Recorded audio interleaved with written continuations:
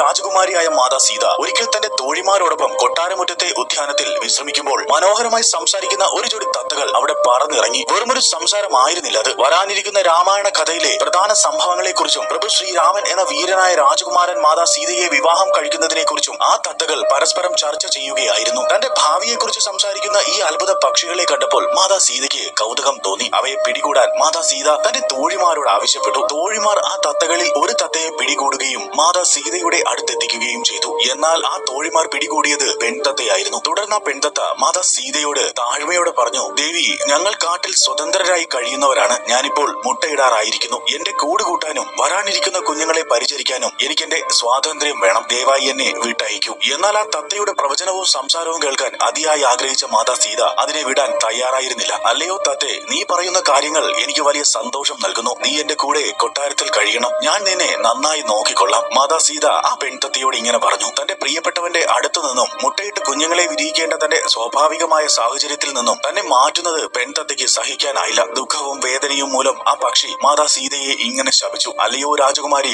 എന്റെ ഉള്ളിലെ കുഞ്ഞു ജീവനുകൾ വിരിഞ്ഞു വരുന്നത് കാണാൻ കാത്തിരിക്കുന്ന ഒരു മാതാവാണ് ഞാൻ. എന്റെ ഇണയുടെ ചിറകിൻ കീഴിൽ സുരക്ഷിതമായി കഴിയേണ്ട ഈ സമയത്ത് അറിവില്ലായ്മ കൊണ്ടാണെങ്കിലും അങ്ങനെ ഈ തടവറയിലാക്കി. ഒരു മാതാവ് തന്റെ കുഞ്ഞിന് ജന്മം നൽകുന്ന വലിയൊരു വേദന എന്റെ ഇണയെ പിരിയുന്ന ഈ നിമിഷം ഞാൻ അനുഭവിക്കുന്നുണ്ട്. ഇതേ വേദന കാലം അങ്ങയ്ക്കും കരുതി വെക്കട്ടെ. എന്നെ പോലെ അങ്ങും ഗർഭിണിയായിരിക്കുന്ന വേളയിൽ അങ്ങയുടെ പ്രാണനാഥനിൽ നിന്നും അങ്ങും വേർതിരിക്കപ്പെടും. അന്ന് നിന്റെ കണ്ണുനീർ ഭൂമിയിൽ വീഴുമ്പോൾ നിസ്സഹായയായി കരഞ്ഞ ഈ പക്ഷിയെ നീ ഓർക്കും. എന്റെ ശാപമല്ലിത്, ഒരു പെൺഹൃദയം നീർന്നതിന്റെ ഫലമാണ്. മാതാ സീതയോട് ഇത് പറഞ്ഞു തീർന്നതും ആത്മവേദനയോടെ ആ പെൺതത്ത അവിടെ തന്നെ പ്രാണൻ വെടിഞ്ഞു. തന്റെ ഇണ മരിച്ചതിൽ കോപിതനായ ആൺതത്ത മാതാ സീതയോട് പറഞ്ഞു, നിന്റെ ഈ പ്രവൃത്തിക്ക് സാക്ഷിയാകാൻ ഞാൻ വീണ്ടും ജനിക്കും. തുടർന്ന് ആ പക്ഷി ഗംഗയിൽ പോയി ജീവൻ വെടിഞ്ഞു. വർഷങ്ങൾ കടന്നുപോയി. മാതാ സീത പ്രഭു ശ്രീരാമന്റെ പത്നിയായി അയോധ്യയിലെത്തി. വനവാസവും രാവണവധവും കഴിഞ്ഞ് തിരിച്ചെത്തിയ മാതാ സീത അയോധ്യയിൽ വളരെ സന്തുഷ്ടയായിരുന്നു. അങ്ങനെയിരിക്കെ ഒരു കാലം മാതാ സീത ഗർഭിണിയായി. ആൺതത്തയുടെ പുനർജന്മമായ ഒരു അലക്കുകാരൻ മാതാ സീതയുടെ പരിശുദ്ധിയെക്കുറിച്ച് ജനങ്ങൾക്കിടയിൽ അപവാദം പ്രചരിപ്പിക്കാൻ കാരണമായി. ഒരു രാജാവെന്ന നിലയിൽ പ്രജകളുടെ സംശയം അകറ്റാൻ പ്രഭു ശ്രീരാമൻ തന്റെ പ്രിയതമയെ ഉപേക്ഷിക്കേണ്ടി വന്നു. ഗർഭിണിയായ അവസ്ഥയിൽ വനത്തിലേക്ക് അയക്കപ്പെട്ടപ്പോൾ വർഷങ്ങൾക്ക് മുൻപ് ആ പെൺതത്ത അനുഭവിച്ച അതേ വേദനയും വേർപാടും മാതാ സീതയ്ക്കും അനുഭവിക്കേണ്ടി വന്നു. കർമ്മം അതിന്റെ വഴിയിലൂടെ സഞ്ചരിച്ച് ഫലം നൽകുന്നു എന്നതിന് ഉദാഹരണമായി ഇന്നും ഈ കഥ